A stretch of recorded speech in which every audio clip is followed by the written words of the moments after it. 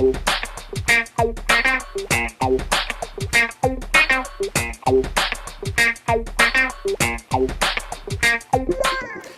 hier ist Marc Herapetjen für Spirit, ein Lächeln im Sturm, das Kulturmagazin und den YouTube-Channel The Spirit Meets. Ich freue mich, heute einen der größten Dokumentarfilmer der Welt interviewen zu dürfen. Wir haben uns schon mal bei der Berlinale getroffen, Nicolas Philibert, als er den Goldenen Bären gewonnen hat für seinen neuen Film Auf der Adamant.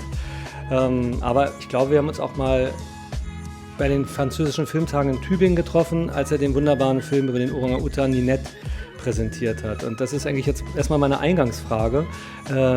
Lebt Ninette eigentlich noch? Hat er irgendwie noch Kontakt? Weiß er, wie es dem Affen geht? Est-ce que Ninette est encore en vie? Est-ce que tu as pu garder le contact? Est-ce que tu as des nouvelles sur Ninette? Ninette est encore en vie. J'ai régulièrement des nouvelles. Je crois qu'elle se porte plutôt bien. Elle est très âgée, mais elle s'économise et puis l'équipe de la ménagerie prend soin d'elle. La dernière fois que je l'ai vue, c'est pour son 50e anniversaire, juste avant le confinement. Il y avait 500 personnes devant sa cage et elle a reçu des cadeaux. C'était un moment très drôle, très chaleureux, très touchant. Ninette lebt. Er erhält öfter und regelmäßig Nachrichten von ihr. Und es geht ihr soweit ganz gut. Sie ist mittlerweile sehr alt. Aber man kümmert sich gut um sie, da wo sie lebt. Und er hat sie das letzte Mal gesehen vom Lockdown. Und zwar zu ihrem 50. Geburtstag. Und da kamen 500 Personen. Und sie bekam Geschenke und das war sehr lustig, das war sehr berührend und ein sehr schöner Moment. Ich möchte auch wirklich sagen, so sehr ich auch seinen neuen Film schätze, aber Ninette ist auch mein Lieblingsfilm von Nicolas Philibert und ich war ganz berührt, als ich den Film damals in Tübingen auch gesehen hatte. Und falls er nochmal einen Film über Tiere macht, dann biete ich doch meinen sibirischen Wolfhund Husky Felix an. Der ist wirklich halb Wolf, halb Hund, ein wunderschönes Tier. Aber ja, also will er noch mal einen Tierfilm eigentlich machen, weil er ja jetzt 3 Filme über Psychiatrie macht. Ist das auch noch mal in seinem Kopf oder nicht? Donc, Ninette, c'est le film qu'il préfère de toi. Et si jamais tu as envie de refaire un film sur des animaux, il a un chien qui est moitié chien, moitié loup. Donc. Mais est-ce que, après avoir fait 3 films sur la psychiatrie, est-ce que tu songerais un jour à refaire un film avec des animaux? Moi, je fais pas j'ai pas un plan de carrière comme ça. J'ai des amis cinéastes qui savent d'avance quels seront leurs 3 prochains films. Moi, je sais pas, je fonctionne pas comme ça. Quelquefois, on me montre un endroit, on me raconte une histoire, j'ai envie de faire un film. C'est quelquefois très spontané chez moi. Alors, je fais pas de plan à trop long terme. Also er hat keinen Karriereplan, er funktioniert nicht so. Er hat Freunde, Filmemacher, die wissen ganz genau, was die nächsten 3 Filme sein werden. Aber er funktioniert anders, bei ihm ist es ein Ort, es kann eine Geschichte sein, die man ihm erzählt, wo er spontan die Lust hat, dazu einen Film zu machen. Aber er hat keinen Plan im Kopf und er macht keine langfristigen Pläne. Aber immerhin steht es doch fest, dass jetzt noch 2 Filme folgen sollen, die sich auch mit dem Thema Psychiatrie auseinandersetzen. Habe ich zumindest gelesen. Er kann uns auch korrigieren. Mais apparemment, tu as fait quand même 2 films qui parlent de psychiatrie, donc ça fait 3 films d'affilée, s'il est bien informé. Alors, j'ai fait un premier film en psychiatrie qui s'est tourné l'été 1995. Donc il y a 28 ans. Et puis l'Adamant, 28 ans plus tard, et je suis en train d'en terminer 2 nouveaux qui vont former avec l'Adamant une sorte de triptyque. Voilà. Donc à l'arrivée, il y en aura 4. Peut-être que dans 5 ans, je voudrais y retourner, on ne sait pas. Also er hat einen ersten Film über Psychiatrie gemacht vor 28 Jahren, 1995. Dann kam Adamant und jetzt ist er wirklich dabei, 2 Filme zu beenden, die sozusagen so eine Dreieinheit bilden, so ein Triptychon. Und wer weiß, vielleicht irgendwann in ein paar Jahren hätte er Lust, also das macht schon mal 4 Filme, und vielleicht hat er irgendwann Lust, noch einen zu machen, das weiß er nicht. Er kommt ja heute aus Köln mit etwas Verspätung. Ich habe mal in Düsseldorf 4 Jahre gewohnt und mein Nachbar war sehr berühmt, nämlich der große Künstler Joseph Beuys. Der hat mal gesagt, Schönheit ist der Glanz des Wahren. Kann man das eigentlich auf seinen Film als Überschrift nehmen, auf der Adamant, gerade wenn man das in Bezug sieht mit den Protagonisten, die ja nun wirklich schöne Dinge da auch von sich geben? Il habitait Düsseldorf, un de ses voisin était Joseph Beuys, l'artiste, qui disait un jour « La beauté, c'est la brillance du vrai ». Est-ce que c'est quelque chose qu'on pourrait adapter sur ton film, sur l'Adamant? Je pense en tout cas, je vais pas me verser des compliments et parler de la beauté comme ça, mais je dirais quand même qu'il y a ce qui se dégage, ce qui émane du film, c'est en tout cas ce qui émane de la bouche des personnes qui parlent, que j'ai filmé, c'est en tout cas une grande authenticité, une grande sensibilité. Alors oui, il y a là une forme de beauté sûrement, oui. Mais je ne veux pas non plus avoir l'air de dire que, comme on est en psychiatrie, vous savez, il y a quelquefois une façon un peu romantique, un peu trop romantique de parler de la folie. Les fous sont tous géniaux. Non, c'est pas... Je ne suis pas dans cet excès-là, mais je crois qu'il y a... C'est vrai, une belle authenticité dans les images que j'ai filmées. Ouais. Also ist nicht derjenige, der sich selbst Komplimente erteilt. Aber was natürlich stimmt ist, er bringt Leute zum Reden. Er redet mit den Menschen und da entsteht eine gewisse Authentizität. Das ja.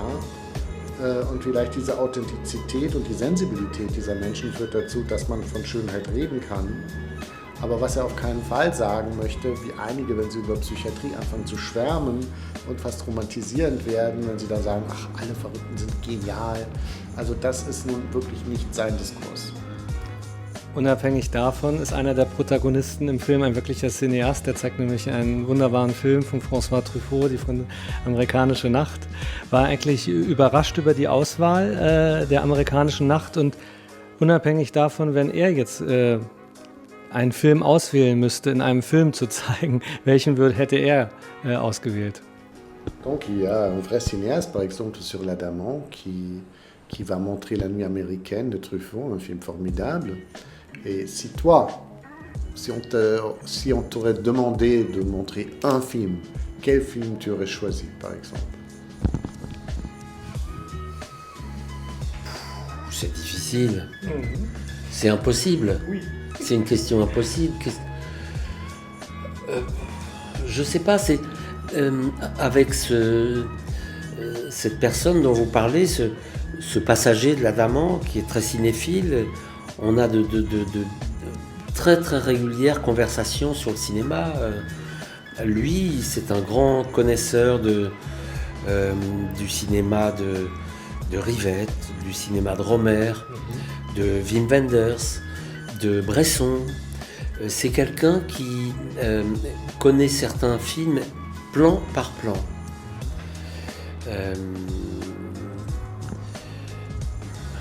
Pierrot le Fou. Pierrot le Fou, c'est un film qui est très présent pour lui, pour moi aussi. Peut-être j'aurais peut-être choisi Pierrot le Fou, tiens. Also es ist ganz schwer, das zu beantworten, eigentlich fast unmöglich.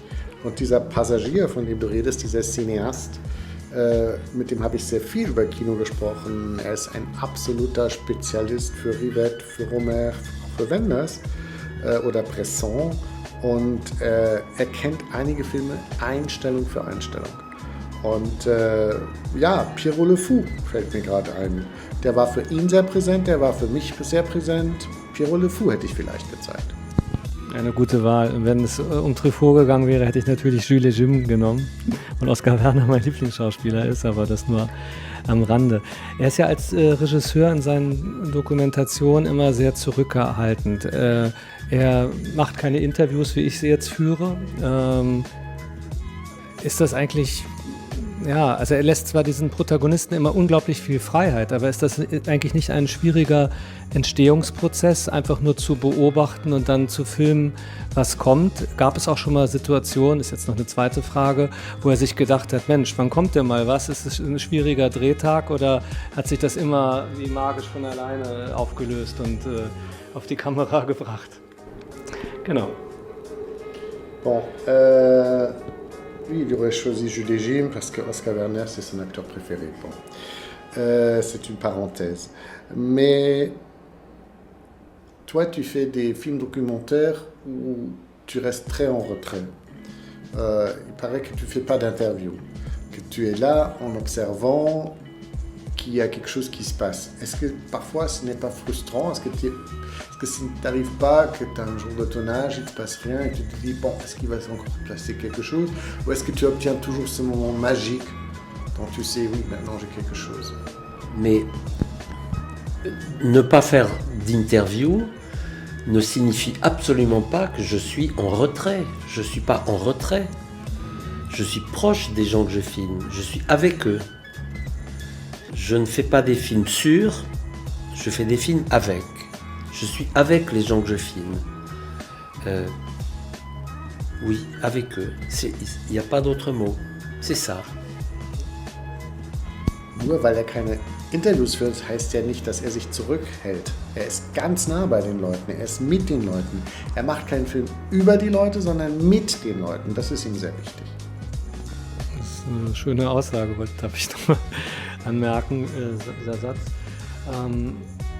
Trotzdem, der Entstehungsprozess ist ja gegeben, gut, er macht mit den Leuten den Film, aber er hat dann nachher sehr viel Material und ich denke mal jetzt auch bei dem Film, bei jedem Film, den er gedreht hat, hat er mehr Material, als was wir zu sehen bekommen. Ist es denn sehr schwierig, weil er auch schneidet, weitestgehend, soweit ich richtig informiert bin, die Auswahl zu treffen und hat er schon manchmal wirklich schöne Sequenzen wegfallen lassen, weil sie nicht in den Rhythmus der Gesamtkonzeption gepasst haben. Wie war das bei Auf der Adermann zum Beispiel? Comment marche ce processus? Parce que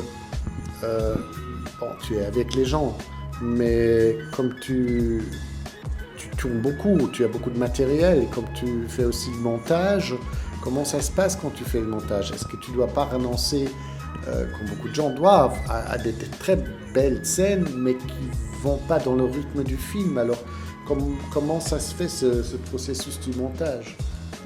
On va parler du montage, mais déjà, continuons à parler un peu du tournage, puisque vous m'avez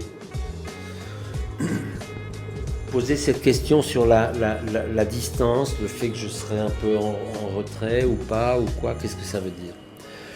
Vous avez dit, vous ne faites pas d'interview, alors vous êtes un peu en retrait, mais c'est tout le contraire. Si je faisais des interviews, je serais en retrait.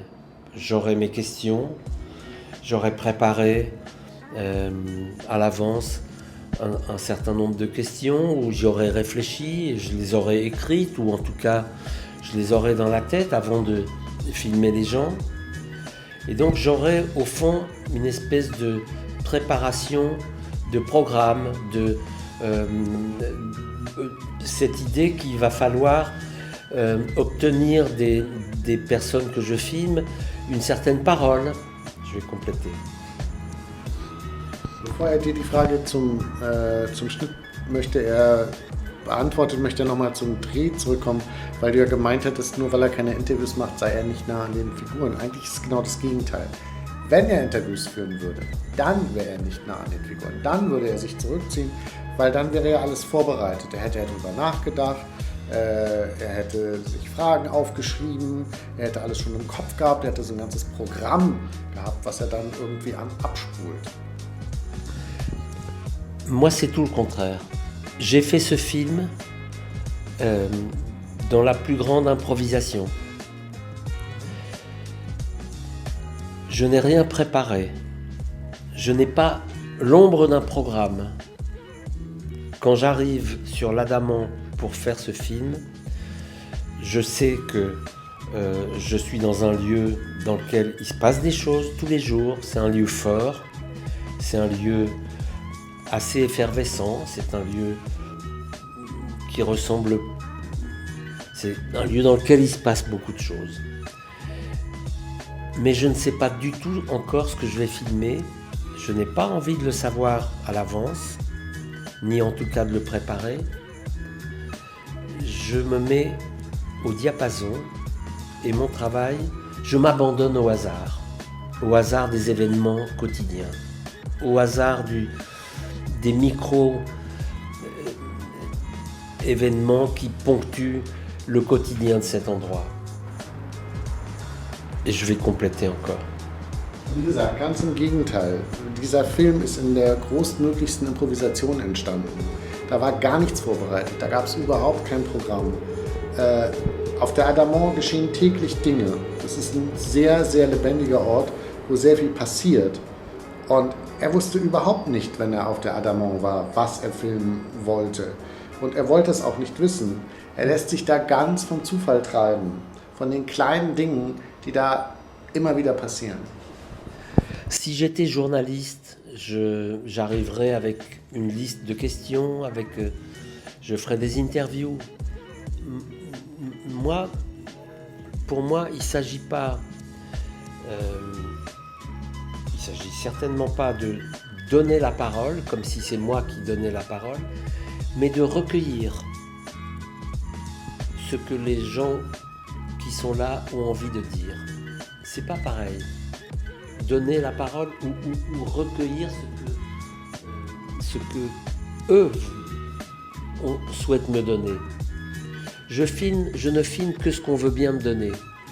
Et pour qu'on veuille me donner des choses, nous donner des choses, il faut qu'il y ait une confiance, il faut qu'il y ait une proximité. Alors c'est dire vraiment que je ne suis pas en retrait, je suis avec, je suis proche, je suis là, je suis avec, présent.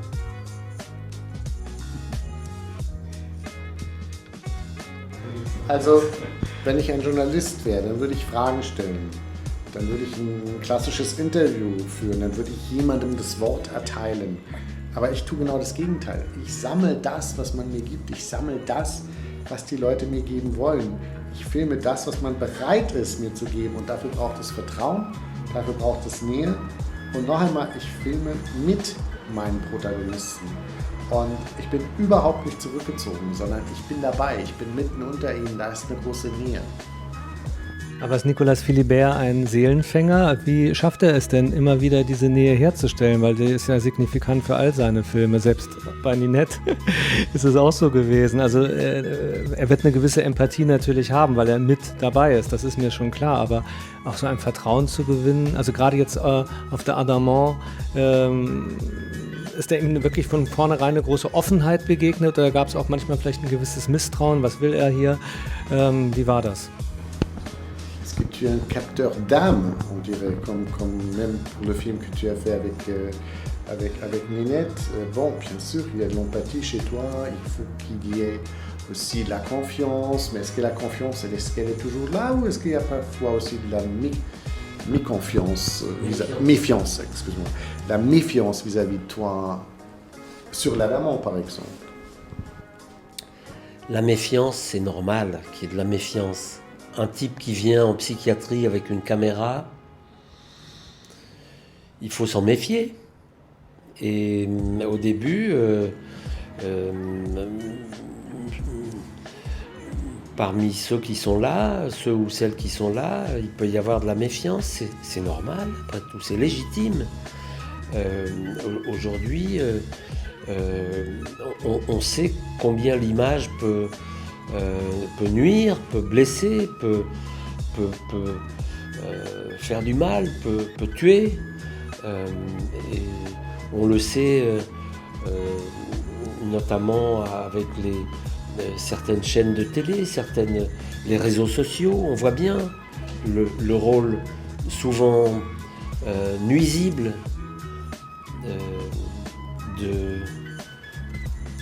des images, des caméras. Alors, il faut un peu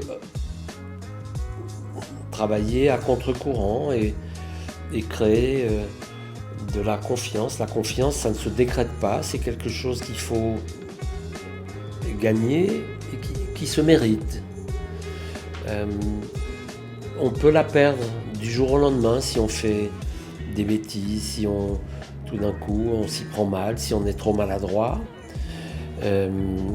C'est quelque chose qu'il faut... c'est un travail quotidien.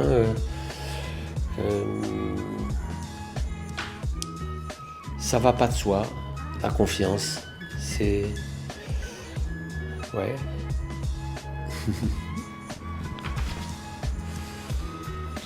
Misstrauen gibt es immer. Wenn ein Typ mit einer Kamera auftaucht in der Psychiatrie, dann sind die Leute misstrauisch und das ist auch normal und das ist auch legitim. Denn Bilder können verletzen, Bilder können wehtun, Bilder können sogar töten. Und es gibt eben sehr viele TV-Sender oder eben auch jetzt Social Media, wo Bilder auch sehr schädlich sein können, wo eine Kamera einen schlechten Einfluss hat. Und er versucht etwas dagegen zu setzen, nämlich erstmal mit Vertrauen zu arbeiten. Aber Vertrauen kommt nicht von allein, das kann man auch nicht verlangen. Vertrauen muss man gewinnen, Vertrauen muss man sich verdienen. Und es kann auch ganz schnell wieder vorbei sein mit dem Vertrauen, wenn man eine Dummheit begeht, wenn man sich ungeschickt verhält. Also das ist auch so eine tägliche Arbeit, sich dieses Vertrauen zu verdienen. Und das passiert eben einfach nicht von alleine. Et faire un film en psychiatrie demande une attention toute particulière parce que on peut avoir affaire à des gens qui se sentent, qui peuvent pour certains vite se sentir persécutés par le micro, par la caméra. Donc faut être très attentif à ce qu'on fait. Man muss halt sehr aufmerksam sein in dem, was man macht, weil wenn man einen Film in der Psychiatrie dreht, da fühlen sich einige dann auch sehr schnell verfolgt von so einer Kamera und von so einem Mikrofon. Also man muss da immer sehr vorsichtig agieren. Ärger hat er nicht bekommen? Also jetzt richtig, dass mal einer ausgerastet ist oder so? Hätte er das vielleicht auch dann gezeigt? Est-ce qu'il n'y a jamais eu des moments où les gens ont été fâchés, où ils ne voulaient pas être filmés, où ils ont eu un excès, et si jamais, s'il y en a eu, est-ce que tu l'aurais montré? Non, personne ne s'est jamais fâché. Je veux dire contre moi. J'ai été vraiment accueilli d'une manière je trouve très généreuse et par l'équipe soignante et par les patients. Mais vous savez, la première chose que je dis aux personnes qui sont là quand j'arrive dans un lieu où je vais faire un film, c'est que chacun doit pouvoir, sans aucune culpabilité, dire non, j'ai pas envie d'être filmé si on n'a pas envie d'être filmé. On peut avoir envie de l'être, on peut avoir envie de ne pas l'être, et pour moi, il n'y a aucun jugement. Si on ne veut pas être filmé, je comprends très bien. Et donc, le premier travail consiste pour moi à expliquer vraiment et insister sur cette chose-là. Chacun doit pouvoir refuser d'être filmé. Et on peut accepter de l'être un jour et refuser de l'être le lendemain. Voilà, c'est la première chose que je dis toujours. Et quand quelqu'un me dit non, j'ai pas envie d'être filmé aujourd'hui, je le respecte immédiatement.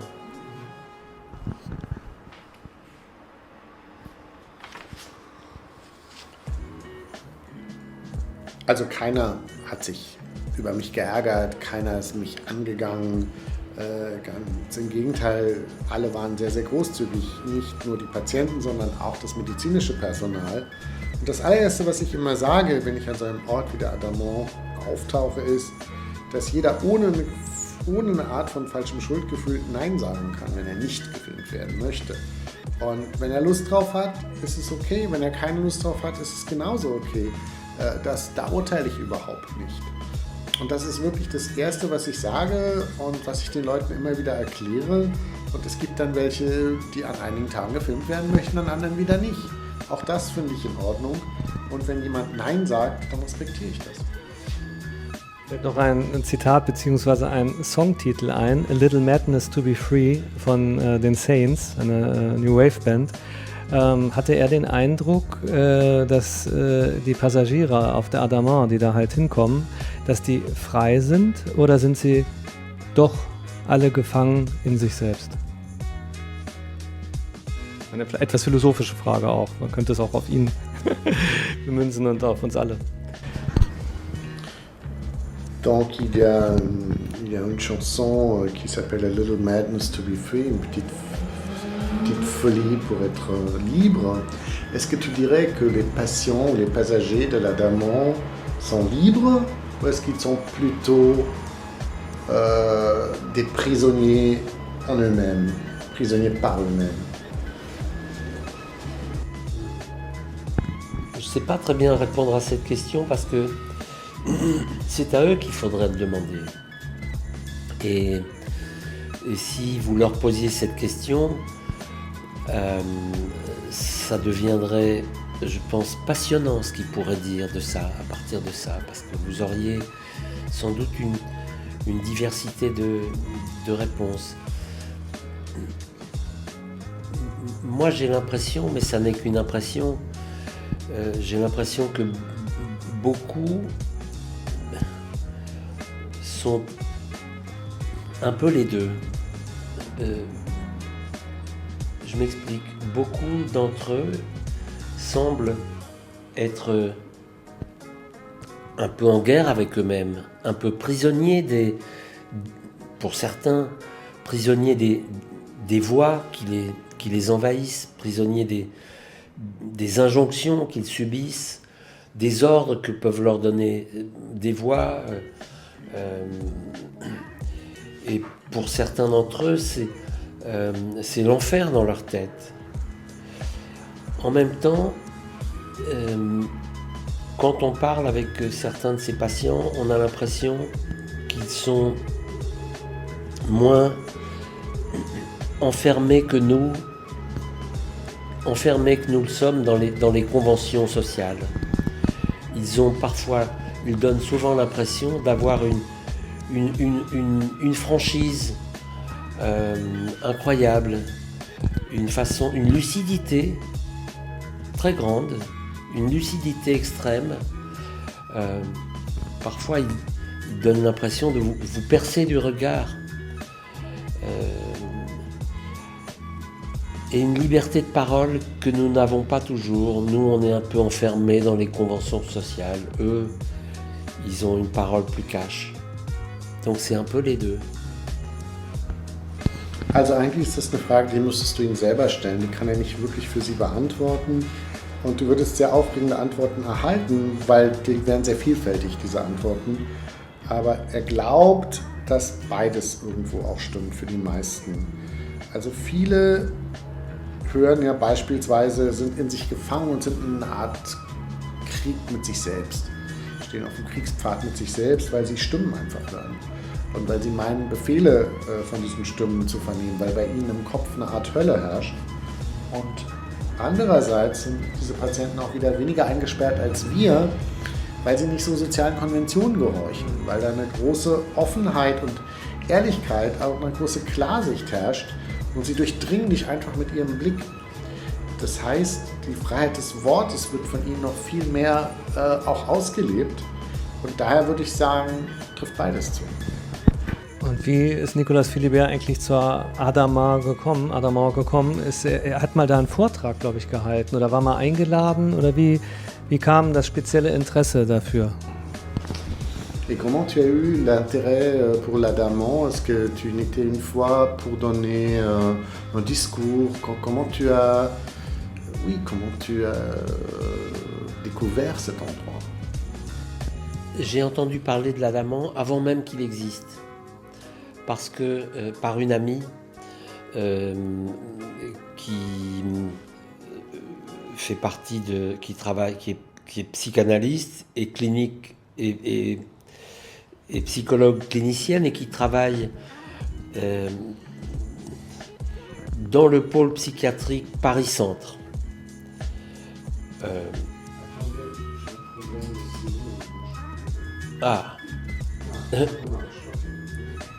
J'en ai un si tu veux. Donne-le-moi. Oui. Pour in case of. Kurze Pause. Kein Problem. Oui. Je recommence.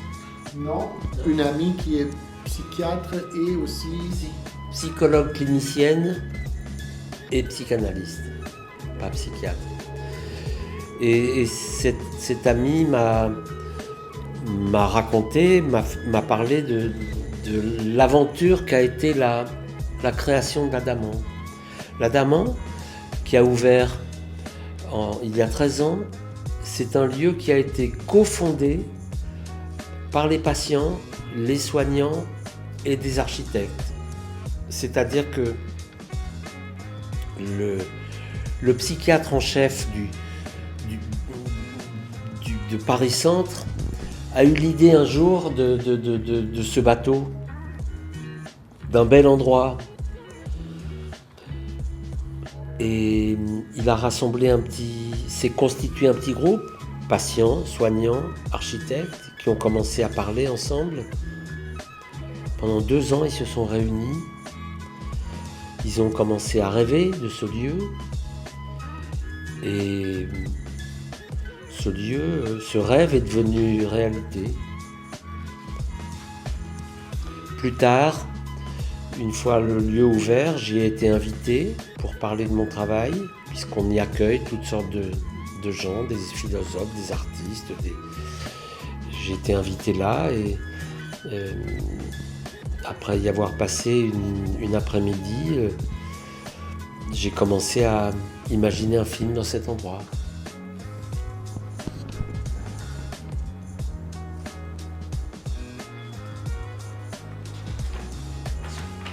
Also, ich kannte die Adamant schon, bevor sie überhaupt existierte, weil es gibt sie jetzt seit 13 Jahren, aber bevor sie geschaffen wurde, hat mir eine befreundete Psychologin und Psychoanalystin davon erzählt, dass es dieses Projekt gibt. Und sozusagen der Chefpsychologe von Paris-Centre hatte diese Idee und hat Architekten versammelt, hat Patienten versammelt, hat medizinisches Personal versammelt. Und 2 Jahre lang hat man sich nur getroffen und von diesem Ort geträumt. Es sollte ein schöner Ort sein. Und dann ist dieser Traum wirklich Realität geworden und man hat das gebaut. Und sehr viel später ist er dann eingeladen worden, über seine Arbeit zu reden, weil die Adamant ist ein Ort, wo Philosophen, wo Künstler eingeladen werden, um zu reden. Und nachdem er dort einen Nachmittag verbracht hat, hat er beschlossen, darüber möchte ich einen Film machen.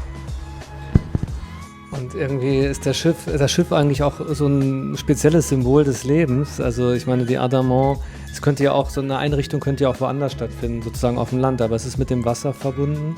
Und ich persönlich, durch mir die Bemerkung erlauben, hat mich in entfernter Weise auch ein bisschen an Atalant erinnert von Jean Vigo. Ist ja auch ein Binnenschiff. Ja. Non, et c'est un symbole de la vie parce qu'on aurait pu faire dire on va faire ça à la campagne, on va créer un lieu de rêve à la campagne. Mais là, l'Adamant est sur l'eau, donc l'eau, Ça lui fait penser aussi à La Talente de Jean Vigon. Ah oui, l'adamant, la talente, les deux mots ont des résonances. Bien sûr, j'y ai pensé aussi. Oui, quel grand film. Das sind 5 Minuten. Da hat er auch dran gedacht. Die beiden Worte ähneln sich. Und der hatte auch schon diese Idee. Nicolas Philibert wie im Flug, aber ich habe noch mindestens 2 Fragen. Wir müssen unbedingt noch mal ungefähr ein halbes Jahr zurückgehen, nämlich zu dem grandiosen Tag, wo er den Goldenen Bären bei der Berlinale bekommen hat. Jetzt mal mit etwas Abstand und trotzdem Hand aufs Herz. Hat er jemals damit gerechnet, dass er in diesem Wettbewerb, wo ja meistens Spielfilme ausgezeichnet werden, dass er mit seiner Dokumentation wirklich gewinnen wird? Und hat sich das jetzt so gesetzt? Wie macht sich das in seinem Œuvre irgendwie jetzt auf der Visitenkarte Goldener Bär-Gewinner genannt zu werden? Hat es sein Leben auch ein bisschen verändert oder alles geht so weiter wie zuvor? Donc revenons à l'histoire, avec un peu de recul, est-ce que tu pourrais dire si jamais tu n'avais songé à obtenir ce prix-là, parce que d'habitude dans un film, dans une compétition de ce genre de festival, sont toujours les films de fiction qui remportent la distinction suprême, disons. Et est-ce que maintenant où ça s'est fait, est-ce que ça joue quelque chose, est-ce que dans ton œuvre de cinéaste c'est devenu un film très spécial pour toi? Est-ce que c'est peut-être aussi quelque chose qui t'a changé, cette distinction? Je ne crois pas que cette distinction m'ait changé, mais elle m'a fait un immense plaisir. J'y ai vu une reconnaissance d'un certain cinéma, un cinéma au fond artisanal, un cinéma de la proximité comme ça, un cinéma qui se fait avec peu de moyens, qui n'est pas du côté des effets, ni du clinquant, ni qui n'est pas tape à l'œil, un cinéma voilà. Et j'ai été vraiment j'étais surpris, mais infiniment heureux de ce prix pour moi, pour celles et ceux qui font du documentaire, qui aiment le documentaire. Mais vous savez, moi je suis pas très à cheval sur ces catégories, fiction, documentaire, tout ça est très relatif. Nous faisons des films, il y a mille façons de faire du documentaire, comme il y a 1000 façons de faire du cinéma de fiction. Et le documentaire a très longtemps été décrit comme le parent pauvre du cinéma. Il faut être plus nuancé que ça, parce qu'il y a dans le champ documentaire, il y a des films pauvres, il y a des films riches, du côté de la fiction aussi. Donc la réalité est plus complexe que les étiquettes qui enferment, qui catégorisent, et tant mieux. Pour moi, le documentaire, je le dis souvent comme ça, c'est une deuxième façon de faire de la fiction.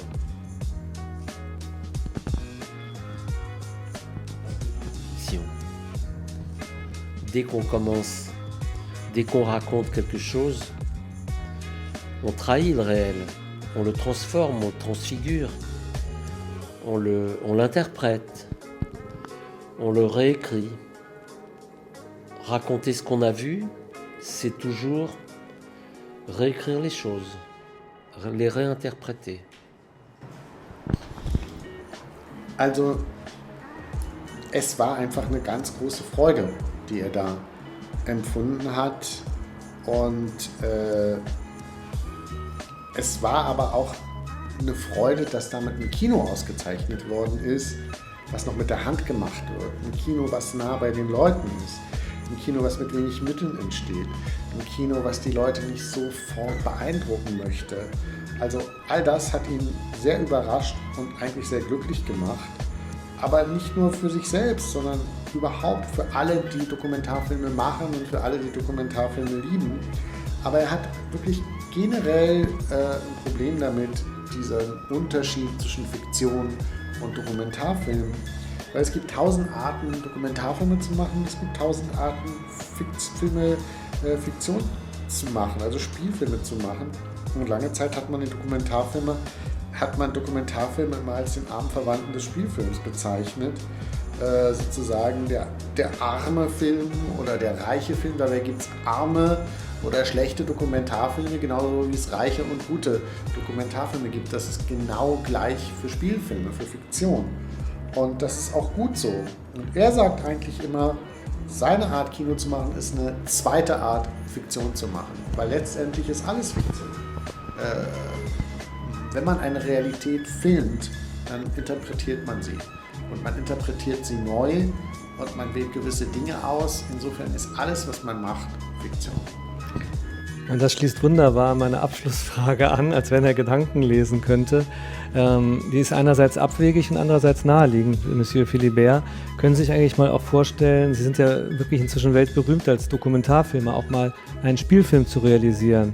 Oder haben Sie überhaupt irgendwas mal in dem Bereich gemacht? Sonst korrigieren Sie mich, ich wüsste jetzt nicht. Alors ça renvoie à la dernière question. Est-ce que, comme tu as déjà fait des films documentaires très connus, est-ce que jamais ça te dirait de faire un film de fiction ou est-ce que tu en as déjà fait ou essayé d'en faire un? Mais je viens de le dire, je ne fais que ça. Je ne fais que de la fiction. À ma façon. Et par ailleurs, il ne faut jamais dire jamais. Hein? On ne sait pas de quoi l'avenir sera fait. Aber ich habe es ja gerade gesagt, ich mache eigentlich nur Fiktion, nur auf meine Art. Und andererseits sollte man niemals nie sagen. Wir sind gespannt. Merci beaucoup, Monsieur Philibert. Das war Nicolas Philibert, Marc Karapetyan für Spirit, ein Lächeln im Sturm und den YouTube-Kanal The Spirit Meets, das Format Gentlemen Among Themselves. Denn wenn ich mit Männern zusammensitze, sind immer die Gentlemen unter sich, so ist das Format. Vielleicht nochmal kurz erklärt. Le format, il appelle ça les gentlemen entre... C'est comme ça qu'il appelle ça. Cette rubrique, disons. D'accord. Merci Nicolas. Merci. Merci. Dankeschön.